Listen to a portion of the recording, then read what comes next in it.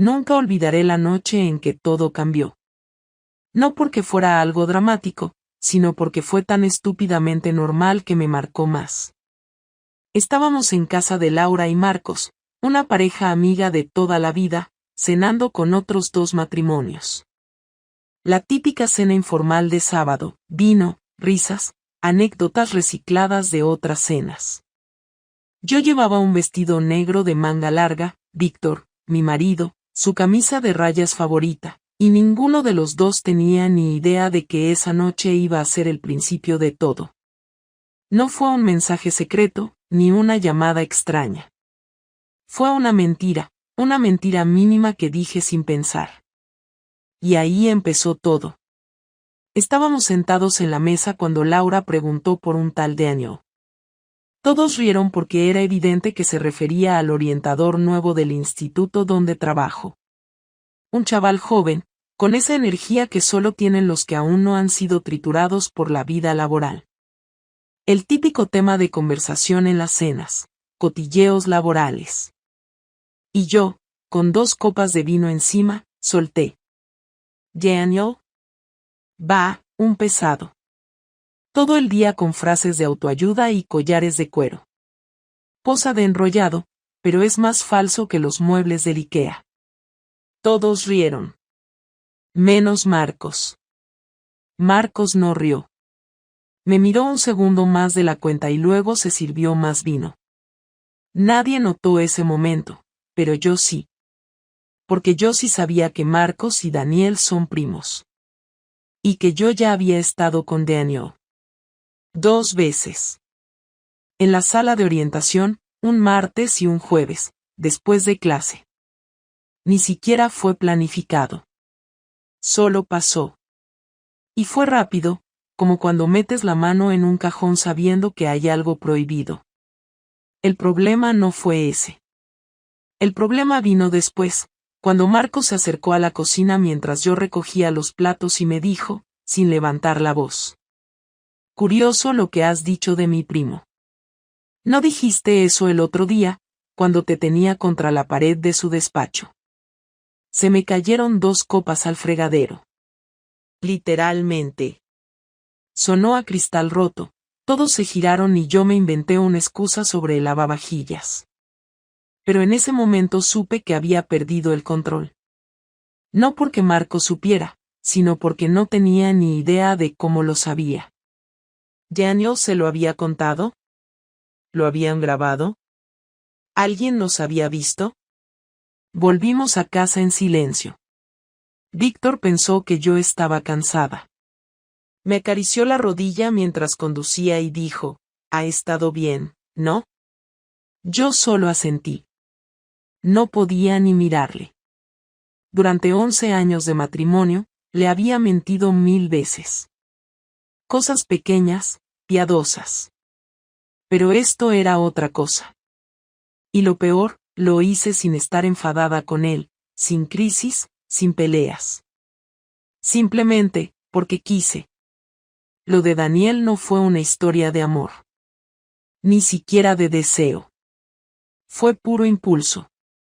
Una forma de sentir algo diferente en una rutina que me estaba asfixiando. Y sé que suena a excusa barata, pero no te imaginas lo que se siente cuando alguien nuevo te mira como si fueras interesante, como si lo que dices tuviera gracia. Víctor me quiere, claro que sí, pero hace años que dejó de verme. Me mira como quien mira la hora. Con cariño, sí, pero sin sorpresa. Esa noche, mientras me duchaba, sentí un nudo en el estómago. No por la culpa, sino por el miedo. El miedo de que Víctor se enterara. No porque no pudiera perdonarme, sino porque ya no sabría qué decir para justificarlo. Y eso me aterraba, quedarme sin excusas. Sin relato. Pasaron los días. Intenté actuar normal. Pero lo que ignoras, te acaba devorando. Y en mi caso, fue rápido. A los 3 días, recibí un email sin remitente claro. Solo decía, ¿te suena esta cara? Y venía adjunta una foto. Una captura de cámara de seguridad. No muy nítida, pero suficiente. Daniel y yo, entrando al despacho. Y aunque no se veía nada más, era evidente que no íbamos a hablar de notas. Ese correo no venía de Marcos. Era demasiado frío, demasiado calculado. Alguien más sabía. Y me estaban avisando. A la hora de la comida, le conté a Daniel. Se encogió de hombros, como si no fuera con él. Relájate, Marta. Nadie te va a chantajear por un polvo mal echado. Me dio tanta rabia que casi le escupo en la cara. Me sentí usada. Sucia. Y, lo peor de todo, desprotegida. Porque me di cuenta de que a él le daba igual lo que pasara. Si me hundía, era mi problema. Él tenía 35, sin hijos, sin hipoteca. Yo tenía una vida entera construida que podía venirse abajo por una estupidez. Así que decidí cortar. Bloqueé su número, evité coincidir con él en el instituto, inventé excusas para las reuniones. Me propuse volver a mi rutina con Víctor, ser la esposa perfecta otra vez. Pero hay cosas que, una vez que se abren, ya no se pueden cerrar del todo. Porque ya no era solo lo que había hecho, era lo que me había revelado sobre mí misma. Que ya no sabía si amaba a mi marido, o si solo lo respetaba. No tardé mucho en entender que todo iba a salirse de control antes de que yo pudiera hacer algo. Cuando una historia se sostiene con mentiras, no hace falta que nadie empuje demasiado para que todo se derrumbe. Fue una mañana de martes, de esas que parecen no tener ninguna importancia. Me desperté antes que Víctor, como casi siempre, porque él tiene esa capacidad odiosa de quedarse dormido apenas apoya la cabeza. Estaba en la cocina preparando café cuando escuché que bajaba las escaleras con esa lentitud suya, siempre en silencio, como si viviera en una biblioteca. Entró, me saludó con un beso rápido en la mejilla, y en lugar de irse directo al baño como cada día, se sentó en la mesa del comedor con el portátil abierto y una libreta al lado. Me pareció raro. No era habitual. Pero no pregunté nada. No tenía ganas. Había dormido mal, soñando con ese maldito correo anónimo, dándole vueltas a si debía contarle algo a Víctor o seguir fingiendo. Ya había decidido que, si no pasaba nada más, lo dejaría correr. Nadie tenía pruebas reales. Esa foto no decía nada concreto. Podía negarlo todo, cambiar el relato, inventarme una excusa. Pero, claro, yo no sabía que el anónimo no se había enviado solo a mí. Víctor no me dijo nada hasta que terminamos el desayuno. Esperó a que yo lavara la taza, como si estuviera dándome la oportunidad de tener un último momento de calma. Cuando apagué el grifo, me giré hacia él y lo vi serio, con el mismo rostro que pone cuando revisa los planos de una obra que va mal. Me preguntó si tenía un momento. Le dije que sí, sin pensar mucho, y se levantó con el portátil en la mano. Lo apoyó sobre la mesa y me pidió que me sentara frente a él. No me dio tiempo a inventar nada. No me dio espacio para fingir sorpresa. Abrió el correo, el mismo que yo había recibido, y me lo mostró. No dijo nada. Solo se quedó ahí, esperando, como si yo tuviera que llenar el silencio con la verdad. No pude. Solo lo miré. Él cerró el portátil con calma, lo dejó a un lado y se cruzó de brazos. ¿Tú me vas a contar algo, o me tengo que enterar por otra persona?, dijo. Me temblaban las manos.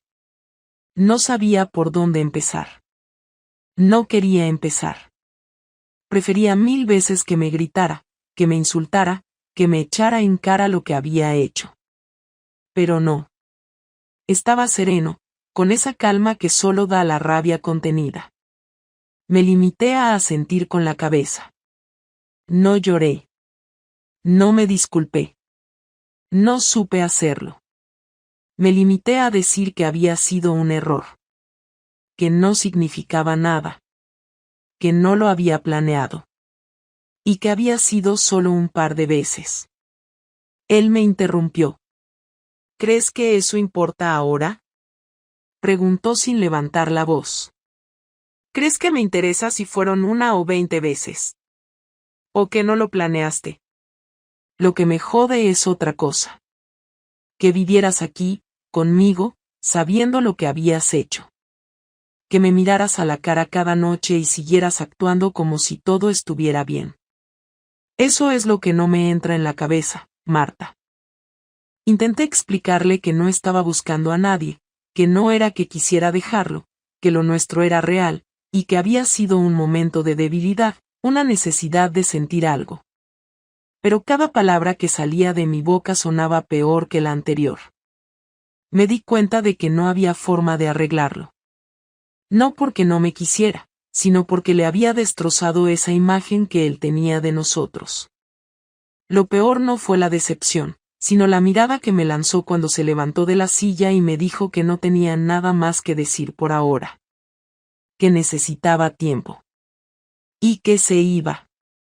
No preguntó a dónde iba, ni cuándo volvería. Agarró las llaves del coche y salió por la puerta. Yo me quedé en la cocina, con la taza vacía entre las manos, y por primera vez desde que todo empezó sentí pánico. Porque entendí que la historia no se iba a quedar en una pelea o en un mal trago. Había cruzado una línea y Víctor no era de los que perdonaban fácil. Estuve todo el día sin saber nada de él. Le escribí un par de mensajes, ninguno respondido. Llamé a su madre fingiendo que solo quería saludarla, por si se había ido allí, pero ella me dijo que no lo había visto. A las 11 de la noche volvió. Entró como si no pasara nada. Me saludó con un buenas noches frío y subió directamente al dormitorio. Cuando subí, ya estaba en la cama, de espaldas, fingiendo dormir. No dije nada. Dormí en la misma cama, a 30 centímetros de él, pero la distancia era infinita. Al día siguiente, se despertó, se duchó, se vistió y salió sin decir una palabra. Y así siguió durante días. Silencios, miradas evitadas, frases cortas. La casa se volvió un desierto emocional. El sábado me pidió que no hiciera planes. Pensé que quería hablar. Que tal vez, después de una semana de distancias, íbamos a sentarnos y arreglar las cosas. Me equivoqué. A las 6 de la tarde vino con una carpeta en la mano. Me la dejó sobre la mesa del salón y me pidió que la leyera. Eran documentos del banco, de la notaría, cosas organizadas, detalladas y frías. Había vendido su parte de la empresa, había hecho movimientos financieros que no entendí del todo, pero el mensaje era claro, había planeado su salida. No solo de la casa. De mi vida. Le pregunté si íbamos a divorciarnos. Me dijo que aún no lo tenía claro. Que no quería tomar decisiones en caliente, pero que no iba a quedarse conmigo solo por rutina. Me dejó claro que no era cuestión de orgullo, sino de dignidad.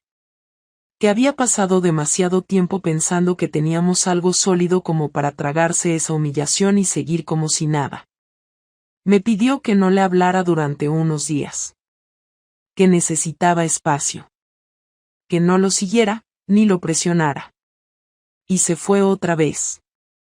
Esta vez con una maleta. Esa noche vomité 2 veces. No por el alcohol, porque no había bebido nada. Era el miedo. El miedo real. El de perder todo sin siquiera haberlo querido perder. No sabía cómo responderle, cómo convencerlo de que lo nuestro no tenía que acabar así. Pero también, en el fondo, algo dentro de mí empezaba a entender que esto no iba a tener un final fácil.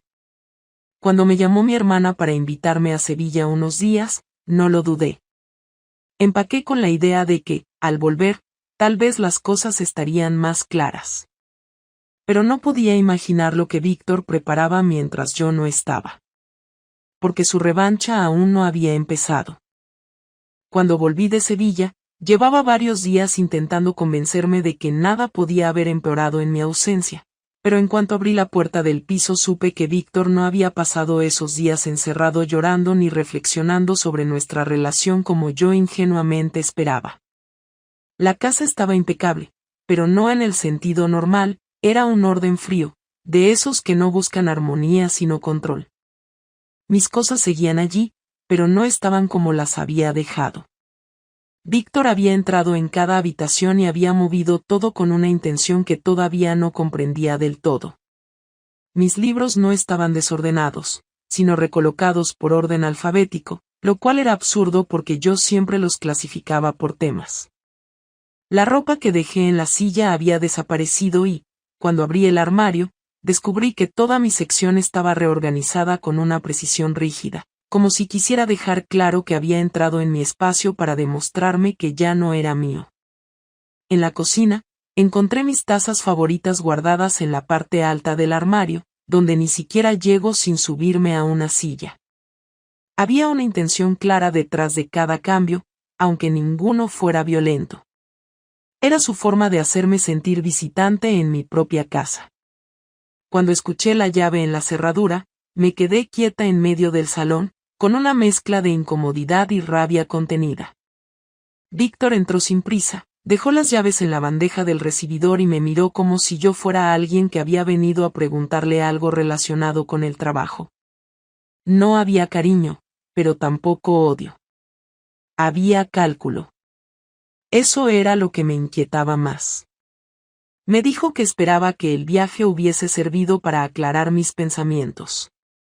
Respondí que había estado pensando en nosotros. Él se limitó a sentir y me pidió que me sentara porque tenía que enseñarme algo. Esa frase, dicha con esa calma, fue peor que un grito. Se sentó frente a mí, abrió la carpeta azul que llevaba bajo el brazo y la colocó sobre la mesa. Dentro había copias de correos impresos, horarios del instituto, extractos del calendario de actividades y una serie de notas que había hecho a mano. Todo estaba fechado durante el último mes, incluso los días que yo había estado fuera. Me explicó, sin alterarse, que no había contratado detectives ni nada por el estilo, que simplemente había tirado de lógica y de los datos que tenía a su disposición. Me habló como si yo fuera una desconocida incapaz de reaccionar. Me dijo que no quería preguntarme nada porque ya no esperaba honestidad por mi parte, que prefería comprobar las cosas por sí mismo. Me dijo que, mientras yo estaba en casa de mi hermana, él había ido al instituto y había pedido cita con la directora alegando que necesitaba aclarar asuntos administrativos sobre un programa académico.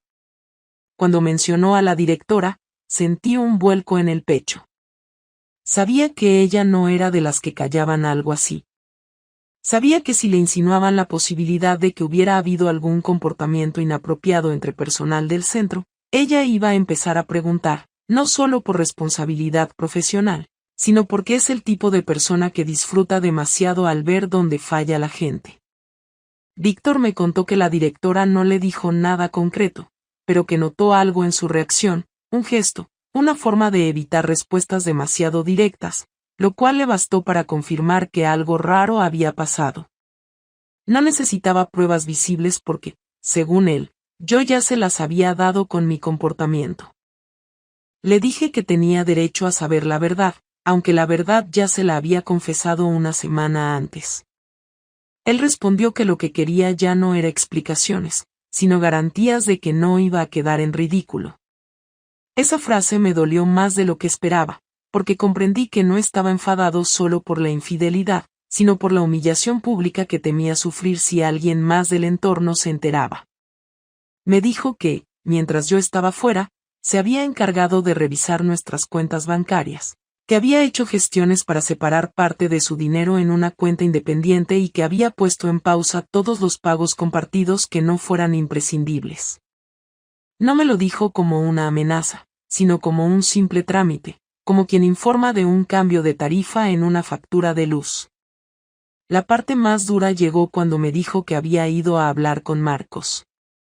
Al oír su nombre, sentí un frío interno que me recorrió el cuerpo. No esperaba que Víctor fuera capaz de buscarlo, no porque no tuviera motivos, sino porque siempre había sido reservado y jamás se había metido en conflictos ajenos. Según él, fue una conversación tensa pero educada. Le preguntó si sabía algo que él necesitara conocer, y según Víctor, Marcos no intentó cubrirme. Todo lo contrario.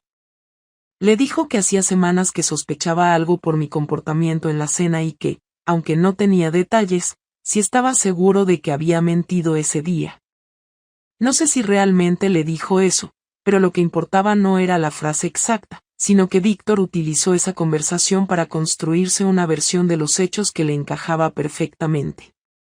Cuando intenté defenderme, explicándole que Marcos no tenía por qué haber dicho la verdad, me miró con una expresión que no olvidaré nunca. No fue desprecio, sino una mezcla entre decepción y agotamiento. Me dijo que no estaba interesado en justificar lo que yo había hecho a través de lo que otros habían dicho o dejado de decir. Me dijo que la única persona que podía haber evitado esta situación era yo y que mis decisiones habían sido tan claras que ya no tenía sentido discutirlas. Y entonces llegó el golpe final, el que no vi venir. Víctor me dijo que había tomado una decisión que no pensaba compartir conmigo hasta estar completamente seguro, pero que ya había preparado la base para una posible separación. No estaba pidiendo el divorcio, al menos no todavía, pero ya había hablado con un abogado para saber qué pasos debía seguir si finalmente lo solicitaba. Me explicó que la casa podía quedarse a su nombre si él demostraba motivos suficientes para la disolución del régimen y que, dado que la infidelidad en sí misma no siempre es determinante, había recopilado suficiente información para demostrar un deterioro grave causado por mi conducta. Me dijo que, si decidía seguir adelante, lo haría sin avisarme y que yo debía asumir que él ya no estaba dispuesto a proteger mi imagen como había hecho hasta entonces. Le pregunté si su intención era destruirme. Me dijo que no quería destruirme, pero que tampoco iba a sacrificarse por mí después de lo que había hecho. Dijo que no era venganza, sino justicia. Y aunque suene exagerado, en ese momento supe que su calma era más peligrosa que cualquier discusión. No estaba improvisando. Llevaba días, quizás semanas, preparando su respuesta, trazando cada paso con precisión. La conversación terminó cuando me dijo que, por el momento, seguiríamos viviendo en la misma casa, pero en habitaciones separadas. Me informó de que, desde ese día, cualquier cosa que compartiéramos sería únicamente por necesidad. No habría cenas juntos, ni conversaciones pendientes, ni intentos de reconciliación hasta que él decidiera si había algo que salvar. No me pidió mi opinión. No quiso escuchar si yo quería luchar o no. Simplemente marcó las nuevas reglas y me dejó allí sentada, con la carpeta en las manos, sin saber si llorar o gritar. Los días siguientes fueron una tortura.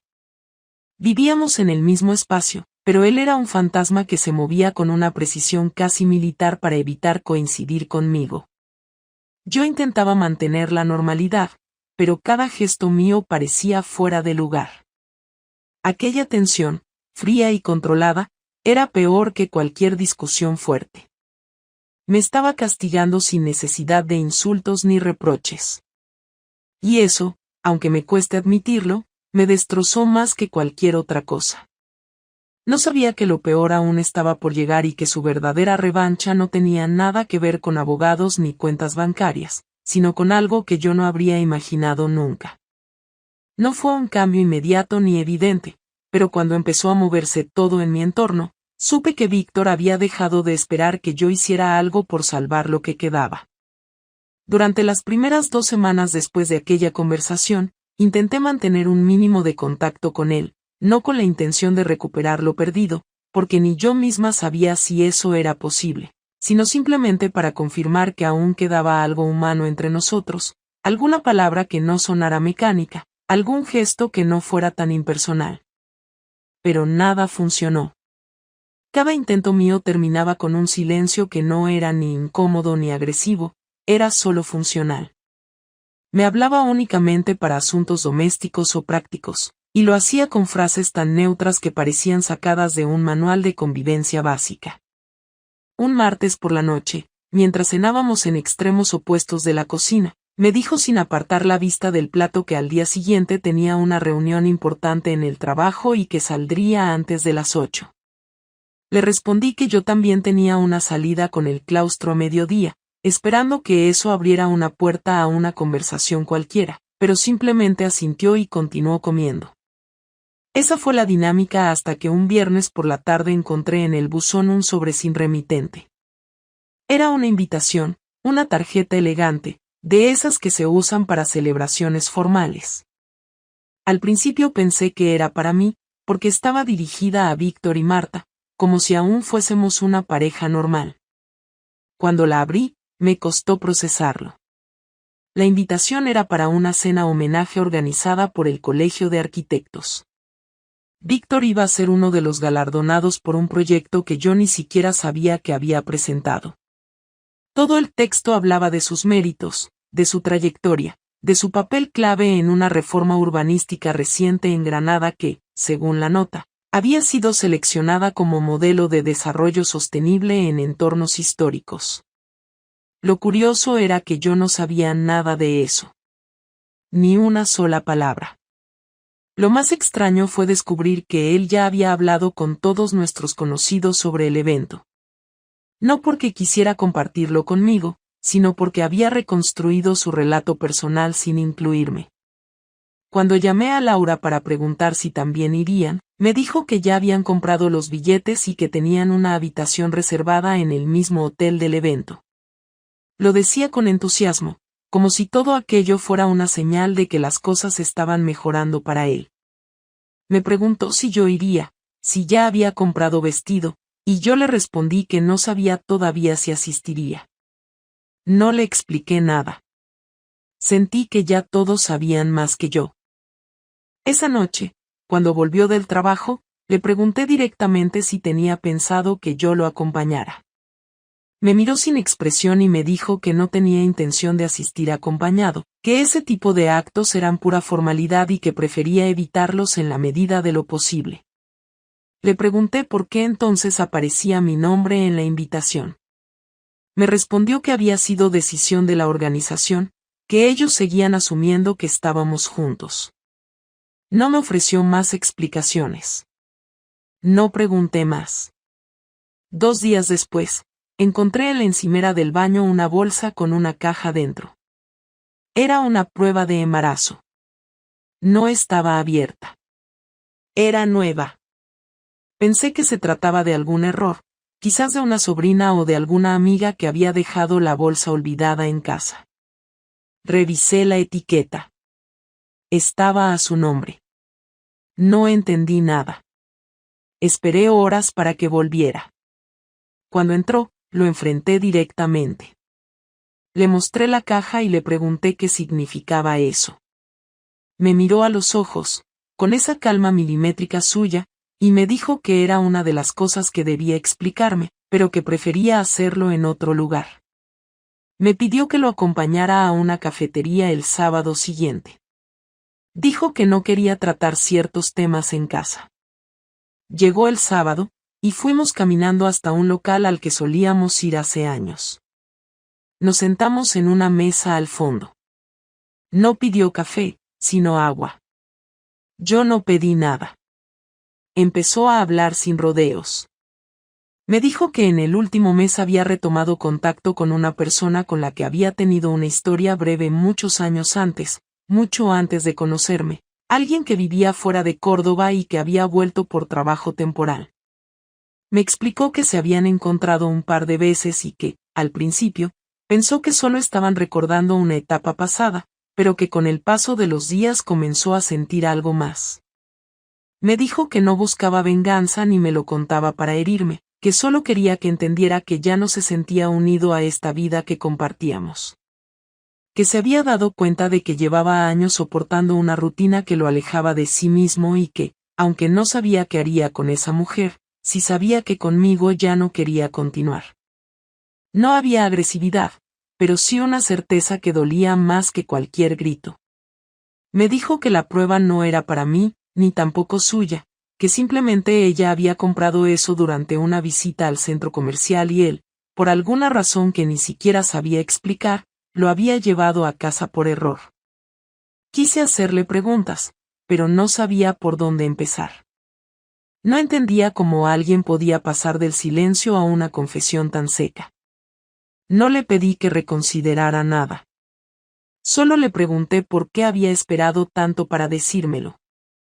Me respondió que necesitaba asegurarse de que no estaba actuando por impulso. Que no quería usar mi traición como excusa, sino tomar decisiones basadas en su propio deseo. Y que ahora lo tenía claro. Me dijo que se iba a mudar en las próximas semanas, que ya había visto 2 pisos y que pronto me enviaría la propuesta formal para dividir las propiedades. También me dijo que, si yo quería seguir adelante con la separación, no se opondría, y que incluso cedería más de lo que legalmente correspondía, con tal de evitar una guerra legal. Me dejó sin palabras. No por lo que dijo, sino por cómo lo dijo. Como si se tratara de una compraventa. Como si nuestra vida juntos fuese un trámite pendiente. Cuando volvimos a casa, se encerró en su habitación y no salió en toda la tarde. Yo me quedé en la sala mirando la tele sin verla. Sabía que ya nada iba a volver a ser como antes, pero no imaginaba que fuera él quien terminara moviendo todas las piezas con tanta precisión. Había jugado su venganza con una frialdad quirúrgica. Me había despojado de la dignidad sin levantar la voz. Me había hecho sentir invisible en una historia que también era mía. Y ahora, la decisión final no estaba en mis manos. Nunca imaginé que la conversación más difícil de mi vida se daría en el mismo lugar donde desayunábamos cada fin de semana durante años, sentados uno frente al otro, a menos de 1 metro de distancia, sin que hiciera falta levantar la voz para entender que todo lo que habíamos construido ya no existía. Después de semanas de silencio tenso, de rutinas vacías, de saludos sin afecto ni intención, fue Víctor quien me dijo que era hora de sentarnos a hablar seriamente. No con tono de reconciliación, ni con intención de hacer las paces, sino como alguien que ha tomado una decisión y quiere comunicarla con claridad.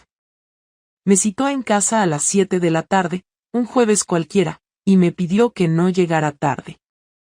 Cuando entré, él ya estaba sentado en el salón, con una carpeta sobre la mesa y una libreta de notas abierta. Me ofreció sentarme, lo hice, y esperé sin preguntar nada. No había lugar para discursos sentimentales, lo supe desde el primer momento. Me miró durante unos segundos y luego empezó a hablar con esa tranquilidad que había aprendido a usar desde que todo esto empezó, como si se hubiera entrenado para mantenerse firme aunque le costara cada palabra. Me dijo que había estado pensando mucho y que por fin había llegado a una conclusión definitiva. Que el matrimonio, tal como estaba, no tenía ningún sentido para ninguno de los dos. Que habíamos cruzado demasiadas líneas, que ya no había confianza, ni respeto, ni voluntad mutua de reconstruir. Dijo que entendía que yo pudiera arrepentirme, que incluso valoraba que no hubiera intentado disfrazar los hechos con versiones más suaves, pero que para él lo importante ya no era la traición en sí, sino todo lo que vino después.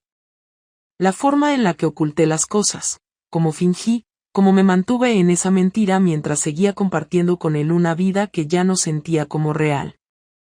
Me dijo que lo que más le dolía era haber dedicado años a una relación en la que pensaba que ambos remábamos hacia el mismo sitio, cuando en realidad uno de los dos ya había dejado de remar hacía mucho.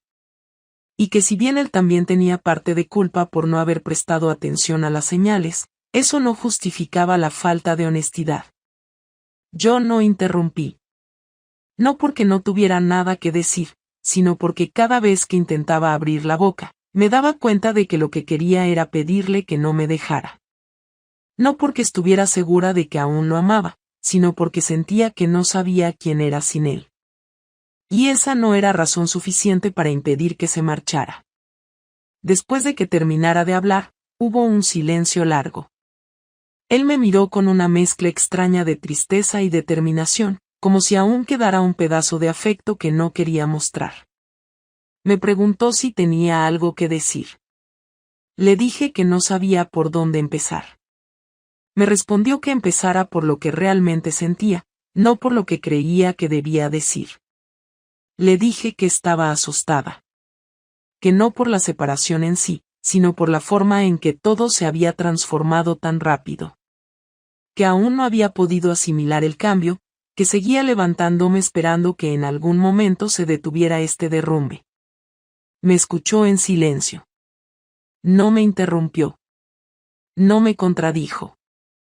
Le confesé que, en estos días, había pasado por todas las emociones posibles: culpa, rabia, tristeza, confusión, incluso momentos en los que me preguntaba si tal vez él había estado esperando algo así para liberarse.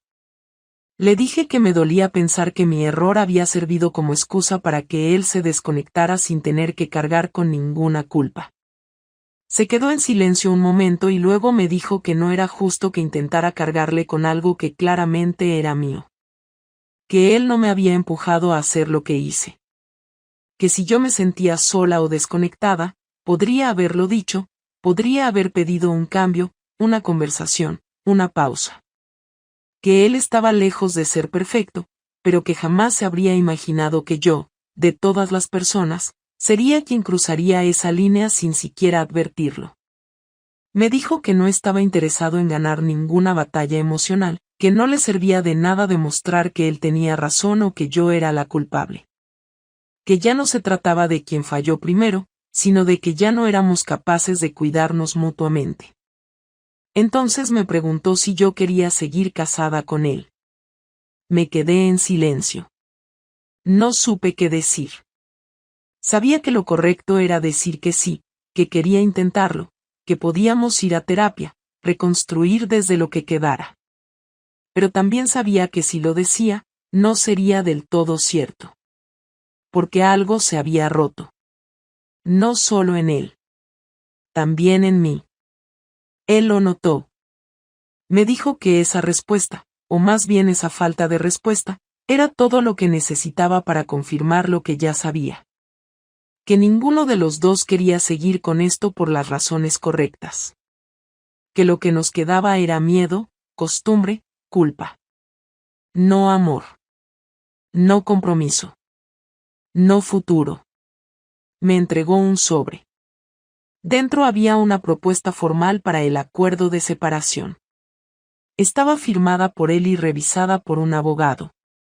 Me pidió que la leyera, que no tenía que decidir nada en ese momento, pero que quería dejar todo listo para avanzar sin más conflictos. Dijo que no tenía intención de perjudicarme, que su único objetivo era terminar esto con la mayor dignidad posible. Me explicó cada punto, cada cláusula. Habló de la casa, de los bienes compartidos, de los plazos para formalizar todo. Lo tenía todo calculado. Me preguntó si necesitaba un abogado. Le dije que ya tenía uno. Me dijo que entonces lo justo era que cada parte procediera por separado y que, si no había oposición por ninguna de las partes, en cuestión de semanas estaríamos legalmente separados. Le pregunté si se arrepentía de algo. Me miró por primera vez con una expresión distinta, más humana, y me dijo que se arrepentía de no haber hablado antes. De haber dejado que todo se acumulara. De haber dado por hecho que yo siempre estaría ahí. Me dijo que en algún momento dejó de preguntarse cómo me sentía, que pensaba que la rutina era suficiente, que no entendió que a veces el silencio no era tranquilidad, sino desconexión. Pero que también se arrepentía de no haber notado a tiempo que yo ya me había ido emocionalmente mucho antes de engañarlo físicamente. Le pregunté si pensaba que algún día podríamos volver a hablarnos sin rencor. Me dijo que eso dependería del tiempo y de cómo manejáramos todo a partir de ahora. Que él no deseaba que esto se convirtiera en una guerra, pero que necesitaba alejarse. Que tal vez en unos años podríamos vernos y decirnos las cosas sin dolor. Pero que por ahora, lo único que quería era cerrar este capítulo sin más daño. Me pidió que firmara el documento si estaba de acuerdo. Le dije que necesitaba unos días. Asintió. Me agradeció por no haber hecho esto más difícil. Me dijo que a pesar de todo, había tenido momentos felices conmigo. Y que esperaba que yo también pudiera recordarlos así, aunque ahora no lo sintiera. Me levanté de la mesa sin saber si habíamos terminado una conversación o una vida entera. Me encerré en el baño y me miré al espejo. No lloré. No grité. No hice nada. Solo me quedé ahí, quieta, enfrentando por fin la verdad que tanto había evitado. No era solo él quien se estaba yendo. Era yo también. Éramos los dos aceptando que, a veces, el amor no basta. Y que hay errores que no se pueden borrar, por mucho que uno quiera. Pasaron 3 semanas desde aquella conversación final. Durante ese tiempo, no hubo nuevos reproches ni intentos de reconciliación. Todo se fue cerrando poco a poco, como si ambos hubiésemos comprendido que no quedaba nada más que discutir. La casa dejó de parecer un hogar para convertirse en una especie de espacio compartido sin sentido. Ya no cocinábamos, cada uno se preparaba lo suyo. Ya no coincidíamos en el salón ni en el dormitorio. Él dormía en la habitación que antes usábamos como despacho y yo mantenía la nuestra, pero sin tocar nada de sus cosas. No porque me lo pidiera, sino porque no me atrevía. Vivíamos en silencio. Los únicos sonidos eran los de la cafetera por la mañana, la lavadora cuando alguno la ponía, y el ruido de las puertas cerrándose con una suavidad que resultaba casi humillante. Una noche, al volver del trabajo, encontré sobre mi cama un sobre cerrado. Dentro estaba la copia del acuerdo de separación ya firmada por él. Había marcado con lápiz el espacio donde debía poner mi firma. No dejaba notas, ni frases, ni preguntas. Solo el documento, limpio y preciso. Lo firmé al día siguiente y lo dejé sobre su escritorio. No hablamos. No fue necesario. Ya habíamos dicho todo. El día que fue a entregar el documento al registro, me lo comunicó con un mensaje. No me pidió que lo acompañara. Tampoco pensé en ofrecérmelo. Esa fue la forma en que terminó oficialmente el matrimonio, con un trámite administrativo. Durante los días siguientes, comenzó a llevarse sus cosas. No lo hizo todo de golpe. Iba vaciando cajones, empaquetando ropa, metiendo libros en cajas que luego colocaba junto a la puerta. Yo no le pregunté nada. Solo observaba. Cuando terminó de sacar todo lo que le pertenecía, se fue sin drama. Me dijo que dejaría las llaves en el buzón una vez que encontrara el piso nuevo. Y cumplió. A la semana siguiente ya no vivía allí. Me desperté una mañana y me di cuenta de que ya no estaban sus zapatos, ni su cepillo, ni su olor en el pasillo. Había desaparecido de mi día a día sin dejar rastro. El primer fin de semana sola fue extraño. No sabía qué hacer con tanto silencio. Me senté en el sofá, con el móvil en la mano, y por primera vez en semanas me permití llorar sin control. No por él, o al menos no únicamente. Lloré por mí. Por la mujer que había sido, por la que había dejado de ser, por la que ahora se enfrentaba a una vida diferente sin saber si quería esa libertad o si solo estaba fingiendo que era lo mejor. Pasé horas así, sin moverme. Pensando en cómo había llegado hasta allí. No buscaba justificar lo que había hecho, pero sí entenderlo. Lo que más me costaba aceptar era que, durante todo este proceso, nunca sentí que había hecho algo por maldad. Había traicionado, sí, había mentido, pero no por odio, no por deseo de hacer daño. Lo había hecho por torpeza emocional, por egoísmo, por una necesidad absurda de sentirme distinta, aunque fuera por un momento. Pero ahora ya no podía esconderme en excusas. El precio había sido demasiado alto. A los pocos días, me llamó Laura. Me preguntó cómo estaba. Le dije que estaba bien. Me dijo que Víctor se había mudado cerca del centro, a un piso pequeño pero luminoso. Me preguntó si quería quedar a tomar algo, distraerme un poco. Le dije que no. No porque no me apeteciera hablar, sino porque no tenía ganas de escuchar cómo todos empezaban a tomar partido. Sabía que algunos de nuestros amigos ya habían empezado a distanciarse. Algunos por lealtad a él, otros simplemente porque no sabían cómo actuar. Es curioso cómo una relación rota no solo afecta a los que la vivieron, sino también a todo el entorno. Me pregunté cuántas veces había yo juzgado a otras mujeres en su lugar, sin saber la historia completa. Un lunes por la tarde, mientras salía del instituto, me crucé con Daniel. Fue un cruce breve. Nos saludamos con un gesto seco. No hubo conversación. No hubo ironías ni reproches. Solo dos personas que se miran sabiendo que el pasado ya no sirve para nada. No me detuve. No me giré.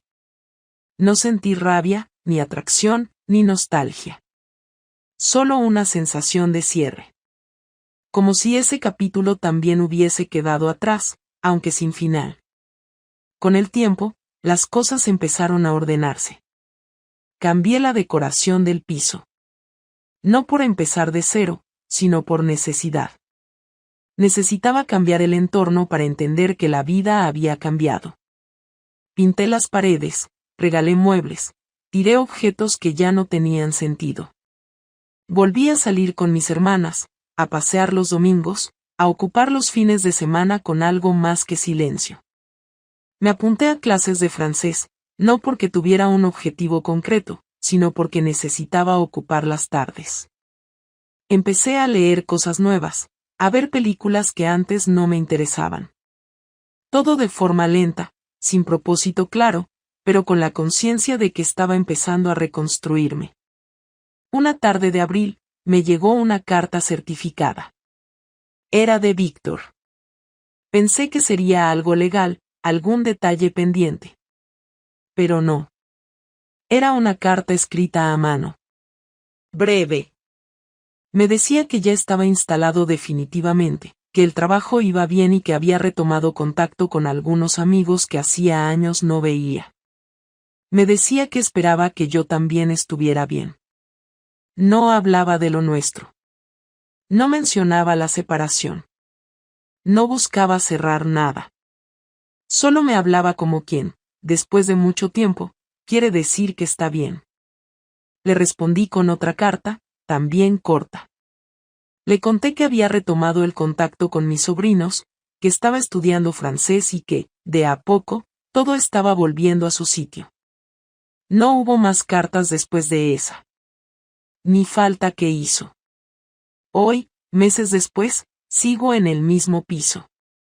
A veces lo pienso y me parece raro que toda nuestra historia haya terminado así, sin explosiones, sin grandes escenas, solo con palabras dichas en voz baja, con silencios más duros que cualquier discusión. Pero también sé que aprendí algo de todo esto. Aprendí que uno no puede sostener una vida basada en la costumbre. Que fingir que todo está bien solo para evitar el conflicto termina destruyendo más que el conflicto en sí. Aprendí que no se puede amar a alguien si uno no se respeta a sí mismo. Y que el daño que uno causa, aunque no sea con intención, sigue siendo daño. No sé si algún día volveré a estar en pareja. No lo descarto, pero tampoco lo busco.